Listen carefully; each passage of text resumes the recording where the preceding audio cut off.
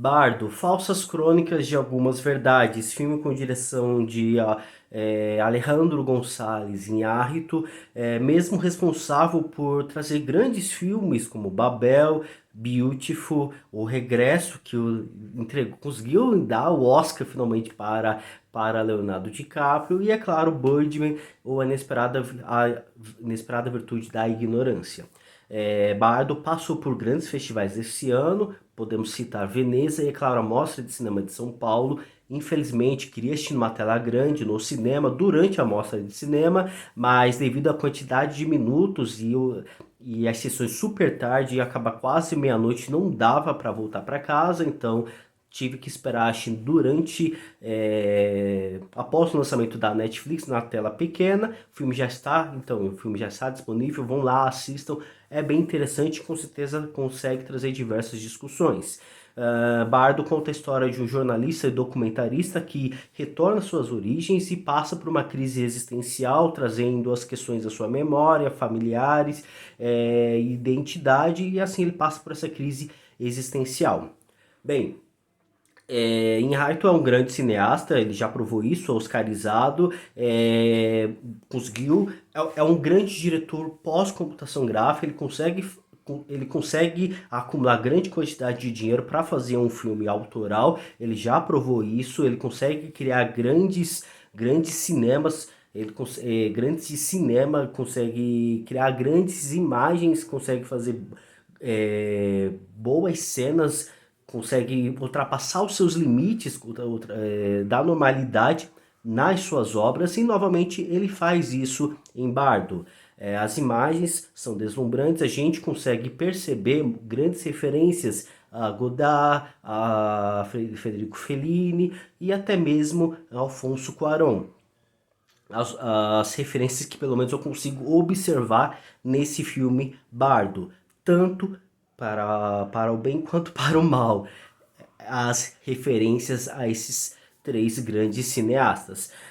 O filme conta a história, né, desse jornalista e documentarista que retorna às suas origens, retorna ao México e passa por essa crise existencial, questionando a sua identidade, laços familiares e as suas memórias. Aí que o filme ele começa a ser muito questionável. Porque afinal de contas, Bardo, o personagem principal, interpretado pelo Daniel Giménez Cacho, o personagem Silvério, ele basicamente é um Inhárritu. O Inhárritu fala do seu.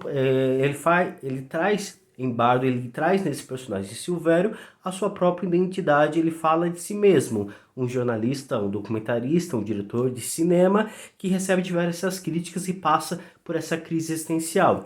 O problema justamente é que o Inharito utiliza esse filme para poder se defender as diversas críticas que ele tem recebido. Durante uma passagem durante uma passagem no filme, ele tem uma conversa com um amigo e jornalista, no qual critica o filme dele, chamando de presunçoso, arrogante, pretensioso, que são justamente as críticas que o cinema de Inharito recebe da crítica especializada, da crítica independente, da crítica amadora, como a minha, e a gente consegue perceber essa jogada completamente imbecil do Inharito e tentar se defender, de tentar fazer um filme sobre si mesmo e tentar se defender devido a todas essas críticas da imprensa. É completamente sem noção. E para piorar toda essa questão e para deixar todo esse filme muito bem filmado, um filme muito bonito, ele une a toda essa tentativa de se defender a uma crise familiar, a uma crise do passado que não sei dizer se de fato ele passou ou é só construção de personagem, há uma perda familiar no passado, também as memórias volta e ali resgata ali as memórias, a relação de Silvério com o seu pai e com a sua mãe, esses problemas que ele tem de comunicação, problemas pessoais, problemas de interação com as outras pessoas ao seu redor, tentando até mesmo se defender, ao meu ver, de todas essas críticas que ele tem recebido. Então, para trazer um personagem dúbio, um personagem que a ponto de sentir dó, de sentir piedade e, para piorar ainda mais toda essa situação, também busca retratar toda a origem, todo o conflito dos Estados Unidos e do México, questões de que o México foi completamente invadido pelos Estados Unidos e os mexicanos que vão para os Estados Unidos não são mexicanos e os mexicanos que estão nos Estados Unidos não são considerados americanos, norte-americanos. Então é uma completa bagunça, pois afinal de contas vejo uma jogada completamente imbecil e também completamente desrespeitosa ao tentar se defender de todas essas críticas, ao tentar mostrar que ao tentar abrir a sua mente, ao tentar abrir o seu lado pessoal para todo mundo, para tentar se defender de todas essas críticas, mostrando todo o sofrimento que chegou a passar, todo o sofrimento que fez ele quem ele é, e também de que ele atualmente passa por toda essa crise existencial, crise no qual também reflete sobre a sua nacionalidade, se é mexicano ou se é americano, nessa jogada completamente imbecil, cafajeste, é um completo canalha. Infelizmente, é um filme completamente desrespeitoso. E essas referências que eu cheguei a citar, eu acho que quando se trata de Federico Fellini, de Godard, Federico Fellini, por essa questão de sonho e realidade, a mistura dentre esses dois, e do Godard pela questão de trazer uma narrativa não linear, uma narrativa que traz presente, passado, futuro, completamente misturado e que ao longo da narrativa vão se montando em nossa cabeça para que essa história seja contada. Dá para considerar, é bonito, é bacana, mas o problema é quando eu vejo ali a fotografia muito parecida aos cinemas de Alfonso Cuarón e até mesmo ao próprio filme Roma, que ao filme Árvore da Vida. Algumas cenas de deserto me remete muito à Árvore da Vida, as referências, a forma de filmar do filme Árvore da Vida, de Alfonso Cuarón, e de Roma, no qual o Alfonso Cuarón ele fala das suas lembranças, ele fala sobre o seu passado, mas não tentando falar de si mesmo, ele fala sobre as mulheres da sua vida, mas em diversos momentos me remete esse filme Roma de Alfonso Cuarón que que Inhárritu traz essa referência, busca fazer a mesma história, essa mesma jogada do Cuarón, só que ao invés de falar sobre o seu passado e ficar ali sobre o seu passado, de ficar nas pessoas que foram importantes para ele, de falar sobre o outro, ele busca falar de si mesmo e busca uma carga de piedade e também uma tentativa de defender todas essas acusações, toda essa crítica que ele tem recebido dos seus filmes. É completamente uma jogada completamente covarde de misturar todos esses elementos, principalmente a origem do México e todo esse conflito entre Estados Unidos e México, como se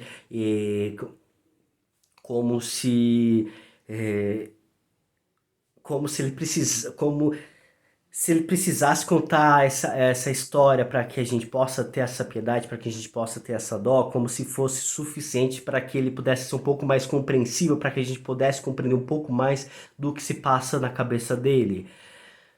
Infelizmente é isso que deixa Bardo ruim, é isso que prejudica ruim. Não acho que essas referências às imagens de Alfonso Cuarón, principalmente a Árvore da Vida, prejudiquem o filme. É um filme muito bem filmado, é um grande diretor que consegue utilizar a computação gráfica para fazer um filme de arte. É difícil diretores autorais fazerem isso. É muito limitado o acesso a diretores autorais à, à computação gráfica. Mas por ser um diretor pós-computação gráfica, ele é um grande cineasta e ele é um grande diretor que consegue fazer isso com uma grande qualidade. Mas o que peca completamente é esse argumento, é o roteiro e a busca por essa necessidade de ser compreensível, para essa necessidade de piedade, de dó, de pena, e que estraga completamente Bardo de ser um filme incrível, de ser um dos melhores filmes do ano, de ser uma grande obra-prima de 2022. Infelizmente é um filme... É aquele tipo de filme que... É um filme que pode ser assiste uma vez e pronto. Na verdade, os filmes do Inharto são dessa forma. O Regresso assiste uma vez e depois pronto. Torceu pro Leonardo DiCaprio, ganhou o Oscar, depois eles caem no esquecimento. Birdman, talvez seja um filme que as pessoas gostam um pouco mais. Eu assisti relativamente recente, Beautiful. Babel ainda não assisti, então seja interessante de assistir. Afinal de contas, se eu não me engano, tem Brad Pitt no elenco. Mas enfim, Alejandro Gonçalves Iñárritu mostra mais uma vez como ele é arrogante, como ele é pretensioso demais ao tentar contar, ao trazer para si, ao tentar